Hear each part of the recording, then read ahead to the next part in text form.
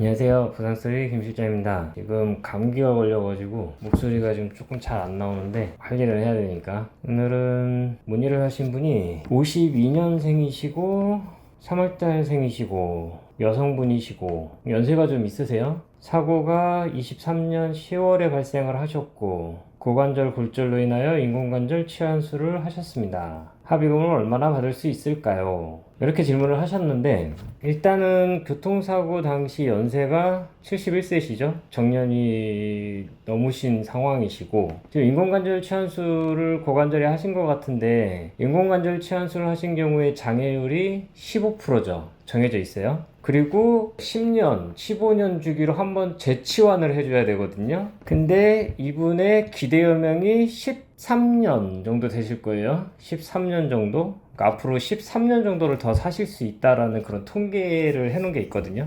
생명표라는 게 있어요. 그래서 그거를 참고를 해서 이제 손해액을 산정을 하는데, 재치환 비용이 이제 10년에서 15년마다 한번 산정을 되니까 뭐 어떻게 됐든 간에 1회 교환을 할 거다라고 생각을 하면 되겠죠. 그럼 이분처럼 이렇게 연세가 많으신 분들 같은 경우에는 두 가지 방법이 있어요. 하나는 보험 약관 기준으로 산출을 하는 방법, 하나는 소송 기준으로 산출을 하는 방법. 둘 중에 더 금액이 높은 걸로 사건을 진행을 하면 되겠죠. 어떤 사건들에서는 보험 약관이 더 유리한 경우가 있어요. 특히 연세가 많으신 분들 같은 경우는. 그리고 어떤 경우에는 소송 기준이 합의금이 더 높은 경우가 있고, 뭐 피해자분들은 둘 중에서 높으신 걸로. 일단은 보험 약관 기준으로 금액을 좀 산정을 해보면 장애율이 15%니까 급수가 상급이시죠. 이분이 위자료가 150만원 정도 되실 것 같고요. 정년이 지나셨고 소득이 없기 때문에 휴업손해는 없고, 그리고 약관에는 연세가 많으신 분들 같은 경우에 취업 가능 월수라 그래가지고 노동능력 상실률이 있는 분들에 대해서 어느 정도 합의금을 산정을 할 수 있게 일정 기간을 약간 보장을 해주고 있거든요. 그래서 71세니까 약관에는 2년 정도, 24개월이죠. 그래서 노동력 상실률에 따른 상실수익액을 계산을 할 수가 있는데, 이 금액을 계산을 해보면 2년 정도 15%니까 1000만원 정도 되겠네요, 금액이. 그리고 급수 3급이니까 간병비 대상 되시죠? 간병비 30일 기준 되시죠? 그러면은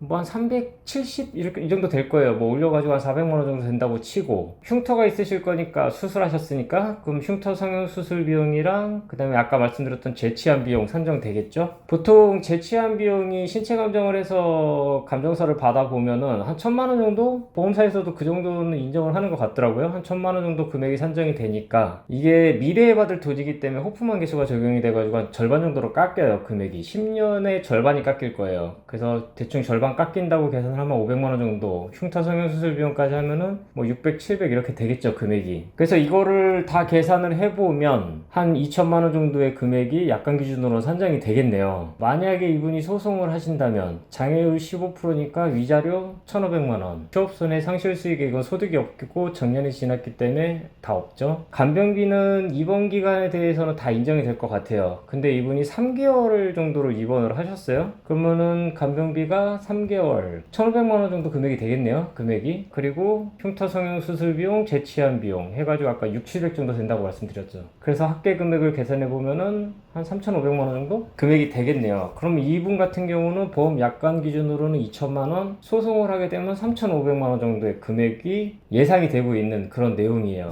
그러면 보험사랑 합의를 하시겠다, 2천만원에서 3,500만원 그 사이 어디쯤, 최대한 3,500만원에 가깝게 합의를 하실수록 합의를 잘 하시는 그런 케이스가 되겠죠. 이렇게 연세가 많으신 분들 같은 경우에는 케이스들마다 조금 달라요. 어떤 케이스 같은 경우는 차라리 약관 기준으로 산정을 하는 게 합의금이 더 높고 소송 기준이 더 낮은 경우도 있어요. 그리고 어떤 분들 같은 경우는 지금처럼 약관 기준이 낮고 소송 기준이 높은 분들이 계시고, 그때그때 상황에 따라서 나한테 더 유리한 걸로 그렇게 사건을 진행을 하시면 될 것 같습니다. 그래서 실제로 이분이 얼마에 합의를 하게 되실지 그 결과는 모든 사건이 종결이 된 다음에 다시 한번 안내를 해드리도록 하겠습니다. 오늘은 연세가 많으신 분들의 손해액을 계산하는 방법에 대한 이야기를 좀 한번 해봤는데, 오늘 영상도 도움이 되셨다면 구독, 좋아요, 알람 설정 부탁드리겠습니다. 오늘 영상에서 마치도록 하겠습니다. 감사합니다.